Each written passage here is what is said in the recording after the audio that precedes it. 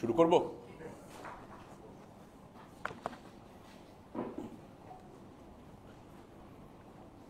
শালাই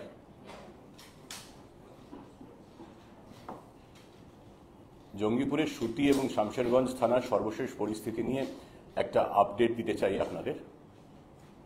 এখনো পর্যন্ত গত 11 তারিখ এবং তারপরে সুতি এবং শামশেরগঞ্জে যে হিংসা ঘটনা ঘটেছিল সেই হিংসার ঘটনার তদন্তে এখনো পর্যন্ত মোট 60টি এফআইআর করা হয়েছে, 60।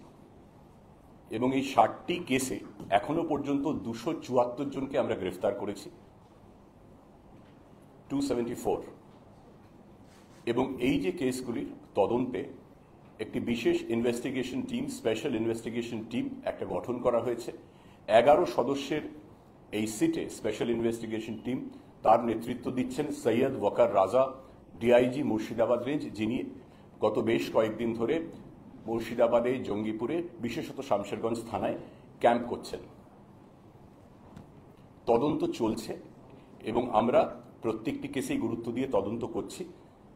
কয়েকদিন আগে আপনাদের জানিয়েছিলাম যে জাফরাবাদে 12 তারিখে বাবা এবং ছেলে হরগোবিন্দ দাস এবং চন্দন দাস একদল দুষ্কৃতীর হামলায় নিহত হন।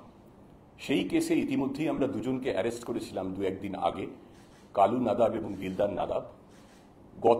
গত রাত্রে সারা রাত ধরে অভিযান চালিয়ে আরও একজনকে আমরা গ্রেফতার করেছি। রাজ্য পুলিশের এসটিএফ তাকে গ্রেফতার করেছে সুতি থানা এলাকা থেকে, যার নাম ইনজামুল হক এবং বাড়ি জাফরাবাদে, যেখানে খুনটি হয়েছিল তার সংলগ্ন এলাকা শুলিপাড়া।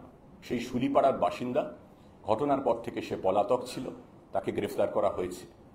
এবং তদন্তে আমরা জানতে পেরেছি যে সেদিন যে এই নৃশংস হত্যাকাণ্ড ঘটে তার যারা পরিকল্পনা করেছিল এবং প্রত্যক্ষভাবে ঘটনায় এই হত্যাকাণ্ডের নেতৃত্ব দিয়েছিল তার অন্যতম হচ্ছে এই ইনজামুল। শুধু নেতৃত্ব দেয়াই নয়, যাতে তথ্য প্রমাণ পুলিশের হাতে না থাকে, যাতে সিসিটিভি ফুটেজ না পাওয়া যায়, তাই জন্য এলাকার এবং বাড়ির সংলগ্ন যেখানে যা সিসিটিভি ছিল তার বিদ্যুৎ সংযোগ বিচ্ছিন্ন করা এবং সেটাকে ড্যামেজ করার চেষ্টায় নেতৃত্ব দিয়েছিল এই ইনজামুল। এই ইনজামুলকে আমরা গ্রেফতার করেছি। এবার আইনি প্রক্রিয়ায় তাকে আদালতে পেশ করা হবে যথাসময় এবং তাদের আমরা পুলিশি হেফাজতে নেব। একই সঙ্গে বলতে চাই, এই ঘটনার তদন্ত চলছে, এই খুনের ঘটনার অন্য কেসগুলির তদন্ত তো চলছেই। বিশেষত এই খুনের ঘটনায় যে বা যারা আগেও বলেছি প্রত্যক্ষ বা পরোক্ষভাবে যুক্ত ছিলেন, পরিকল্পনার সঙ্গে যুক্ত ছিলেন বা খুনের ঘটনার সঙ্গে যুক্ত ছিলেন সরাসরি বা পরোক্ষভাবে, তাদের কাউকে ছাড়া হবে না।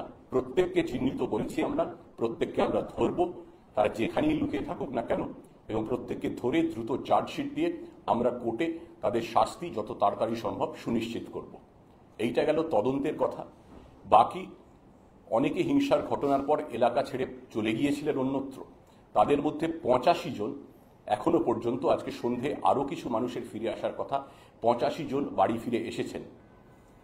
জেলা প্রশাসনের তরফে যারা চলে গিয়েছিলেন তাদের সঙ্গে, তাদের পরিবারের সঙ্গে প্রতিনিয়ত যোগাযোগ রাখা হচ্ছে এবং তাদের আশ্বাস দেওয়া হয়েছে যে আপনারা নিরাপদে বাড়ি ফিরে আসুন, আপনাদের পুলিশ এসকর্ট দিয়ে নিয়ে আসা হবে এবং সুস্থভাবে, নিরাপদে, আগের মতো স্বাভাবিকভাবে তারা যাতে জীবনযাপন করতে পারেন তার জন্য সমস্ত ব্যবস্থা করা হয়েছে।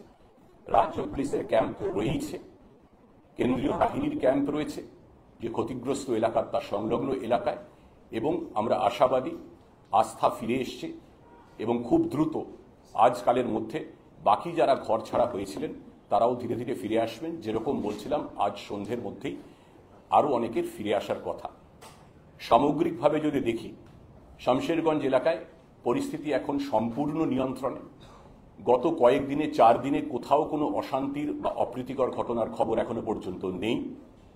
দোকানপাট, বাজারহাট এগুলো খুলে যাচ্ছে। সামগ্রিকভাবে দেখলে প্রায় 70% দোকানপাট, বাজার খুলছে এবং আমরা আশা করছি বাকি যেটুকু আছে সেটা আজ, কাল, পরশুর মধ্যে সম্পূর্ণ খুলে যাবে এবং সম্পূর্ণ স্বাভাবিক ছন্দে আবার শামশেরগঞ্জ ফিরে আসবে। আমার এইটুকুই বলার ছিল।